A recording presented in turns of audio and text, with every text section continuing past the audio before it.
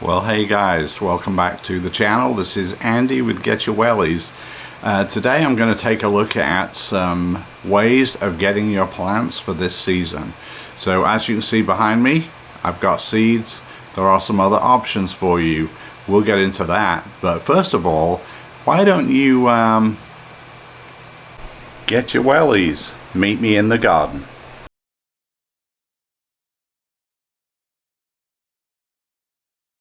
So I'm here at one of the big box stores getting an idea on prices for starter plants this year, and we're going to talk about that a little bit today because for some of you it might be a good way to go. Even though these prices are expensive, it's hard for me to look at this and not just want to plant seeds, but there are reasons why this might be a good thing for you, so we're going to get into that. Alright guys, so these are packages of 6 seedlings. You can see not super big, but they look healthy. On this shelf they're all different kinds of tomatoes. Pretty good choice. The price on these, that's what it is. So basically $1 a seedling. Nice though they are. They do have some pretty good choices though, including Arkansas Traveler, Park Swapper, Early Girls. Also have peppers, same price and packaging, good variety. So for individual plants, these are obviously bigger.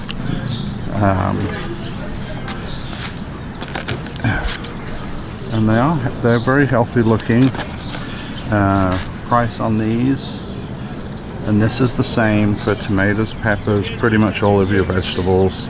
I did see on the individuals they have more choice of tomatoes variety wise. They even have Cherokee Purple, which that one you don't usually see too often in the stores, but you know, $5.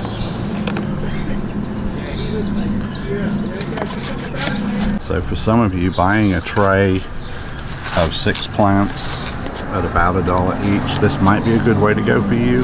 They do have a good start. You don't have to worry about starting seedlings and whether they germinate and taking care of all that. So this might be a good way to go for you. For some of you, buying a individual plant, but for $5 that's one plant. But still, if you don't want to go through the trouble of doing all the work involved with seeds, this might be a good way to go, and I certainly have done it before. If your plan is to just grow 1 or 2 tomatoes, let's say on a patio, this might be a good way to go for you, because most of the work's done and getting them to this size. This will grow very quickly once the hot weather gets here, so you can put that out in a pot. Just check the water frequently. That might be a good way to go for you.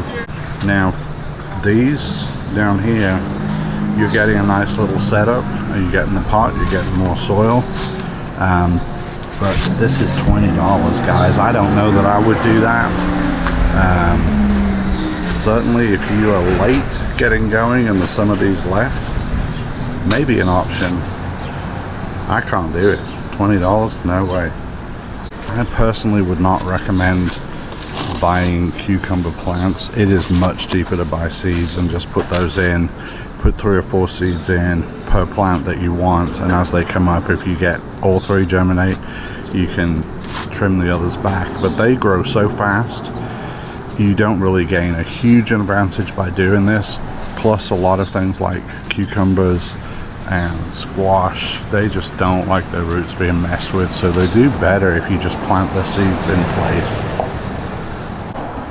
And you know, lettuce is another one that's a bit debatable. These lettuces look really good, but to be honest, you can do this much more cheaply starting from seed too.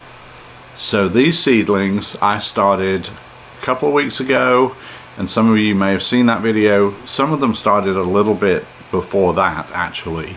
Temperature is what generally is the main thing that stops them from growing quickly, and we're not very hot yet, so that's a consideration.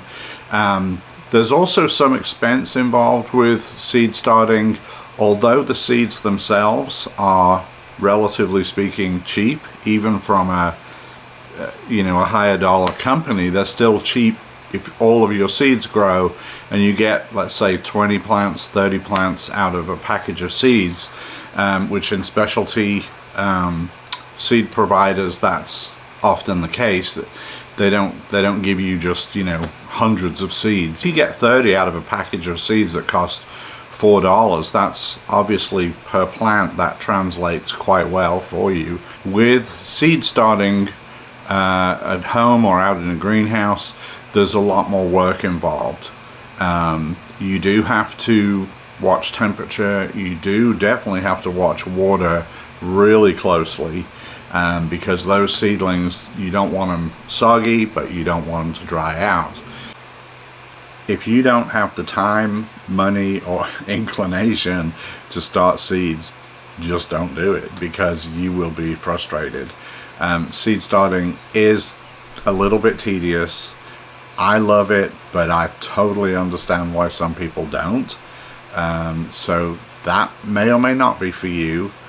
As you buy components for seed starting, it becomes a little bit easier financially to say, well, really all I got to do is have some starter mix and some seeds, and I am good to go because I got everything else. If you're in that position, do seeds.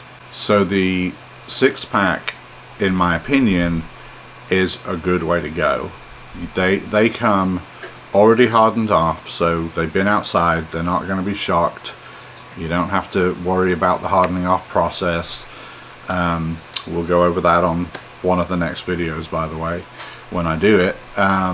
But you don't have to worry about all that. You just bring them home and you can put them outside. The only caveat to that would be if it has not hit your last frost date yet, which here in Arkansas we have not. We've still got at least a couple of weeks, probably 2.5 weeks or so, I think, before that comes. If we get a frost, you may have to run out there and cover them up with something overnight while it's cold, because they will die if they get hit with frost. Now, the larger plants that were for sale, $5 a plant, and they're a single plant in a cup. Those also looked healthy in the big box stores. Those, if you're not going to grow very many plants, it might be worth it to you. But I struggle a little bit with paying that much for one plant when I can get 6 for $1 more. And I promise you, once it gets hot, if you don't know about all of this yet, and this is your first or second year kind of playing around with vegetable gardening, you will learn very quickly that when you look at something, you start seeing the potential in it rather than what it is right now. And tomatoes I love, and peppers really the same way. They actually like it to be really hot outside. But once they get to that place where the heat's right for them, they've got good soil, they will take off. And the difference in terms of time from the little $1 plants all the way up to the $5 plant, the difference is only a matter of a couple, 3 weeks at the most. So if you're looking to buy, let's just say for example you want to have 5 tomato plants, you could go buy 5 of those $5 plants and spend $25, or you could get a 6-pack for $6 and you'd have 6 plants. You just have to wait a little bit longer for them. I don't mind doing that, but it sort of depends on the personality of the gardener. I will tell you, most gardeners, if they're not patient when they start, they will become that way. If you buy the $20 Patio tomato, I think that's too expensive. But Is it possible it's good for you? Well, yeah, it could be if that's all you want to do and you want just a few weeks of getting nice little cherry tomatoes, and then your plants will be done and that's it. But if that's just because it's a project with your kids, or if it's just because that's all you really need and you're okay with buying tomatoes after that, you know, that's fine, because it's definitely set up as a nice little package. It still might need to be repotted once, but probably not. I noticed when I looked at those that there were flowers on a lot of them, so they're getting pretty close to start giving their fruit out.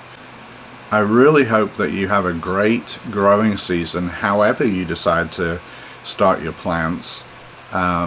It's fun, and it should be fun. I don't do this for a living. I don't do this because I'm relying on that income, and if the weather's bad or if something throws a wrench in the works, I'm in trouble.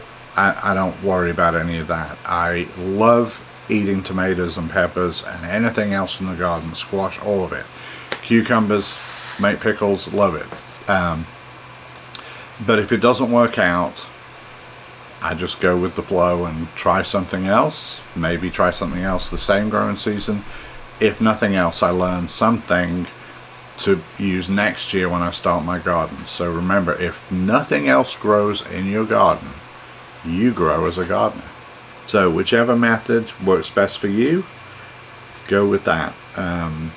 But have fun with it. Share it with your kids, share it with your grandkids.